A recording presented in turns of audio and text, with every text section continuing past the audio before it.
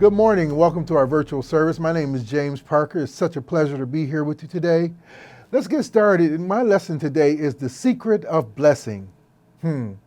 Friends, as we look at the world around us, we observe that some people seem to lead wonderful lives, rich with blessings, while others struggle and move from one drama and obvious loss to another. Is being in the flow of blessings simply a random act of chance? Or are there absolute laws, attitudes, beliefs, and actions that we can master that align us with blessings? Blessings, we use this word all the time. God bless you, we respond when someone sneezes. Bless this food, we may say before a meal. Bless your journey, we might say as someone leaves our presence.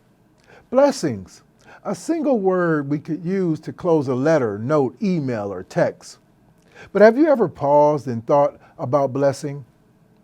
Have you ever tried to discover why it is one of the greatest secrets known to man? What does that word mean? How can we purposely use blessings as a spiritual practice?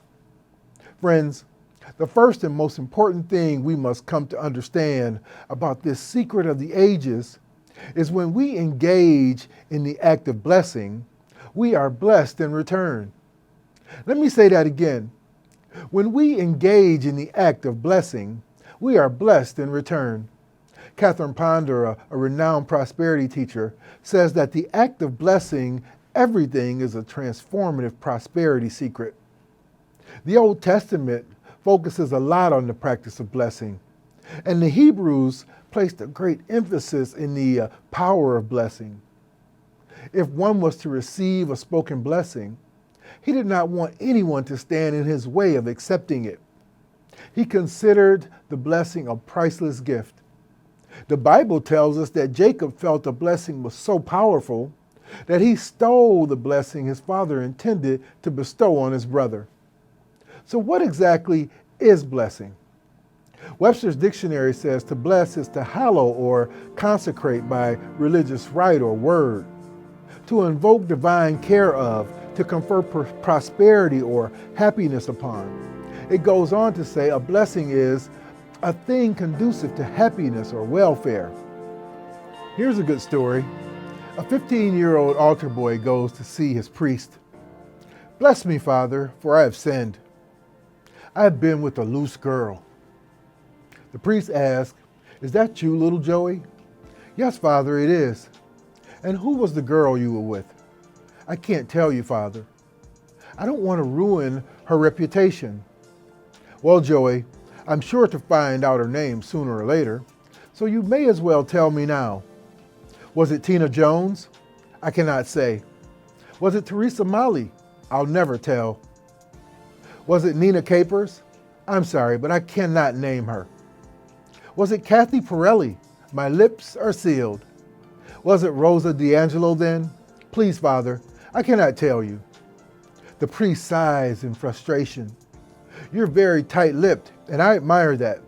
But you've sinned, and you have to atone. You cannot be an altar boy now for 4 months.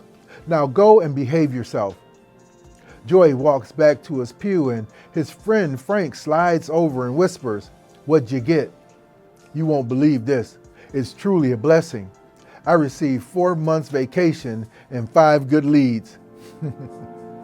Friends, in the revealing word it says, blessing imparts the quickening spiritual power that produces growth and increase. It is the power of multiplication. The Talmud says, it is forbidden to taste the pleasures of this world without a blessing. Blessings give hope, encouragement, goodwill, thankfulness, and strength. The word blessing in Latin comes from benedicere, which means to speak well of. In the book of Genesis chapter 12, verse 2, it says, "I will bless you, and you will be a blessing." Friends, if you make a habit of blessing everything and everyone, it can transform your life. To bless is really to judge not according to appearances as Jesus instructed, but to judge according to righteous judgment. Basically, It is the ability to behold the good and in so doing, bring it forth in a condition or person. Blessing the good is the easy part, right? But what about blessing the not so good? That's the tricky part. Yet that's exactly where the transformation happens. For instance, a grocer went to his guru one day in great distress. He said across the street from his shop, a large chain store had just opened and that it would surely drive him out of business. His family had owned his shop for a century, and to lose it now would be his undoing, for there was nothing else he was skilled at. The master said, "If you fear the owner of the chain store, you will despise or hate him. And it is these negative feelings of contempt that will be your undoing." "What shall I do?" said the distressed grocer. "Each morning, walk out of your shop onto the sidewalk. Give thanks for and bless your shop, accepting prosperity for it. Then turn to face the chain store and do the same for it." "What? Be grateful for and bless my competitor and destroyer? Are you crazy?"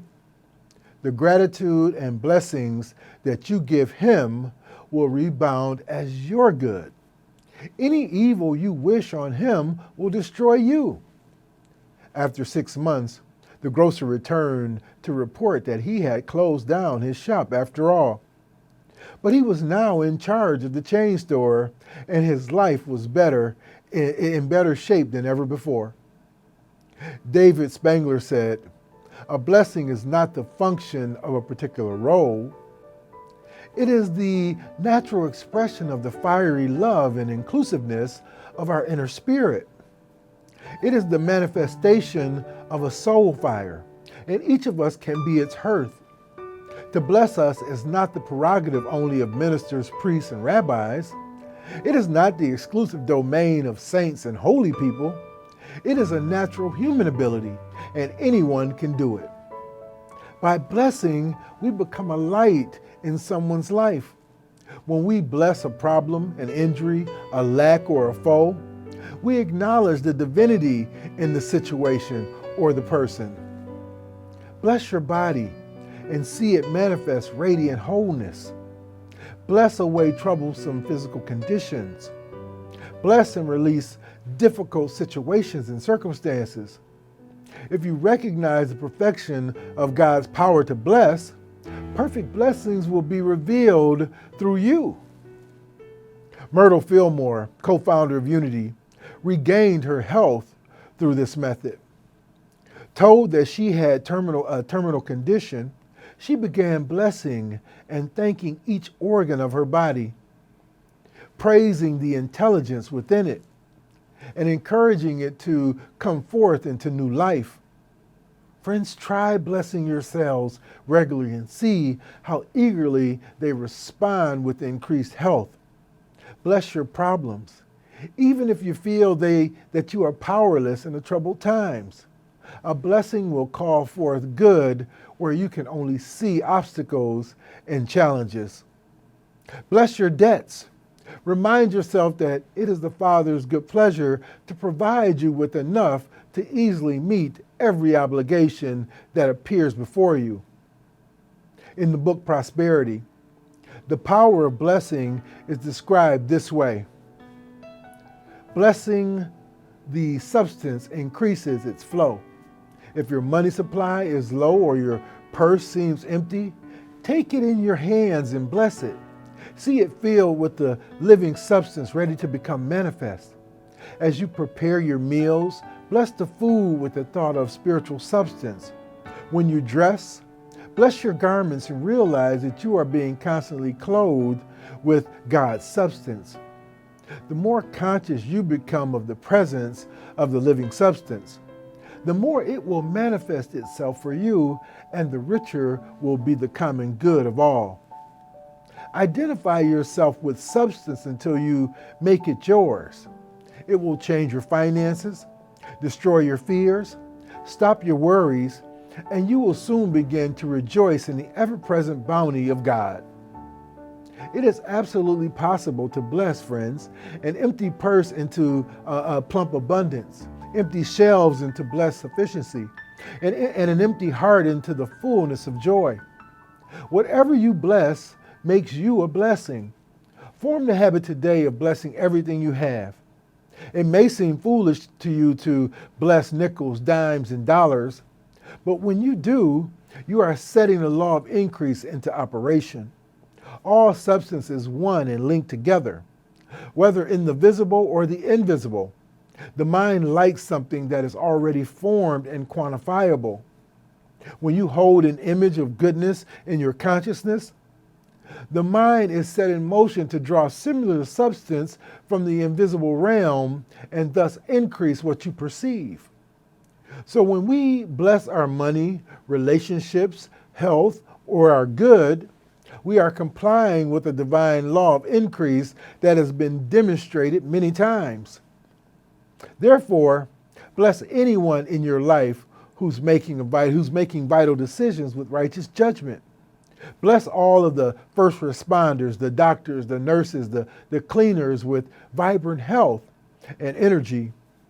Lovingly bless all those in our world affected in any way by this sickness or disease with an abundance of all they need. Bless this earth that we live on and know that she is healing and expanding to make the life we live on this planet better. Lovingly bless our church and anyone who has been, is now, or will be a part of it with infinite love, abundant creativity, and overflowing prosperity. As a minister was addressing a group of men, he took a large piece of paper and made a black dot in the center of it with a marking pen. Then he held the paper up before the group and asked them what they saw. One person quickly replied, "I see a black mark." "Right," the preacher replied. "What else do you see?" Complete silence prevailed. "Don't you see anything other than the dot?" he asked. A chorus of no's came from the audience. "I'm really surprised," the minister commented.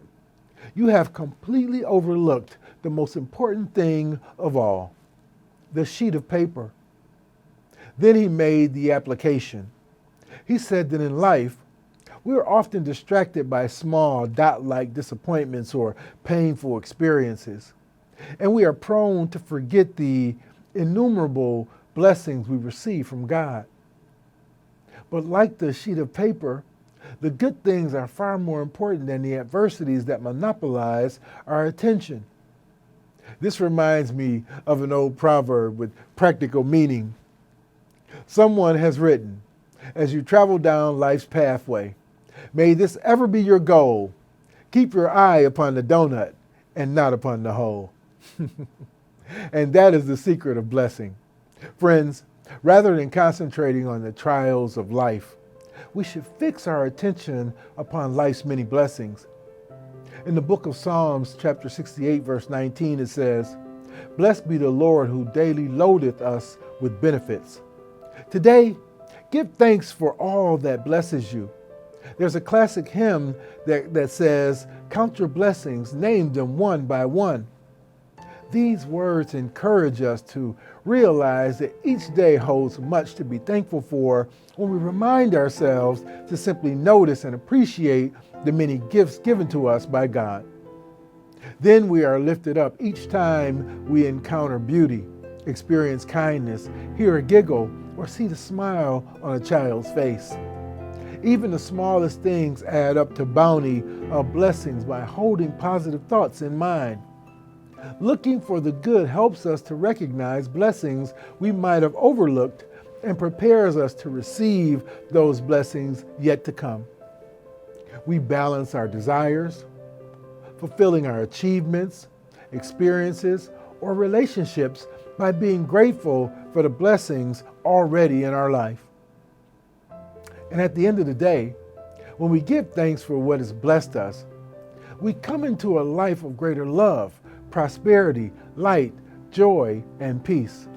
Friends, make today a special blessing and bless everything in your life. Are you willing to do this with me today? Well, thank you all, and God bless you.